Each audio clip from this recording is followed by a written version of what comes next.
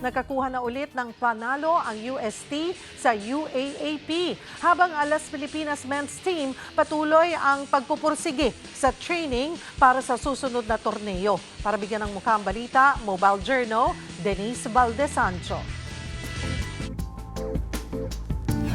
Losing streak no more para sa UST Growling Tigers. Matapos nilang manalo kontra UE Red Warriors 109-97 sa UAAP Season 88 Men's Basketball Tournament. Consistent para sa Espanya squad si Collins Acoe na nagtala ng double-double 16 points at 16 rebounds. Solo fourth na ang Growling Tigers sa win-loss record na 6-5. Nakatakas naman sa FEU Tamaraos ang NU Bulldogs, 70-64, led by Jake Figueroa with another all-around performance with 17 points, 6 rebounds and 5 assists. Papalapit na sa twice-to-beat advantage ang NU with a 10-2 record. Sa quadruple header Wednesday naman ng Spikers Turf, tinapos agad ng Savoge Aesthetic Spin Doctors ang laban sa 3-set win nila ng PGJC Navy Sea Lions. 25-14, 25-20, 25-23 kahapon sa Paco Arena, Manila.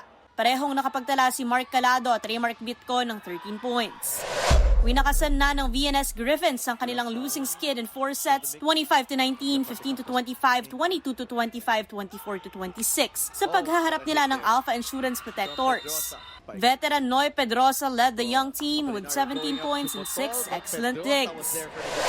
Pinatikim naman ng UST Gameville sa Signal Super Spikers ang ikalawang talo nila in 4 sets, 25-23, 22-25, 28-26, 25-20. Ang bagja ni Josh Ibanez, monster 24 points.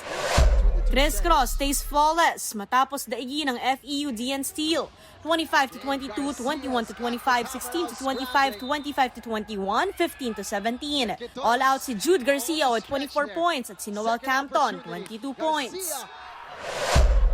Simula na rin ang SEA Games 2025 preparations ng Alas Pilipinas Men's sa Paco Arena.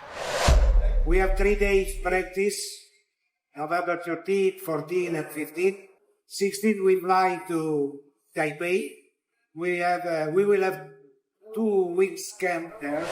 Lilipad ang national pool pa Thailand sa December 8. Sa ngayon, wala pa ring final roster ang Alas Pilipinas.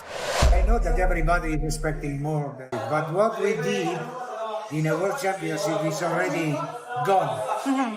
This is another competition, and every competition are different than the other.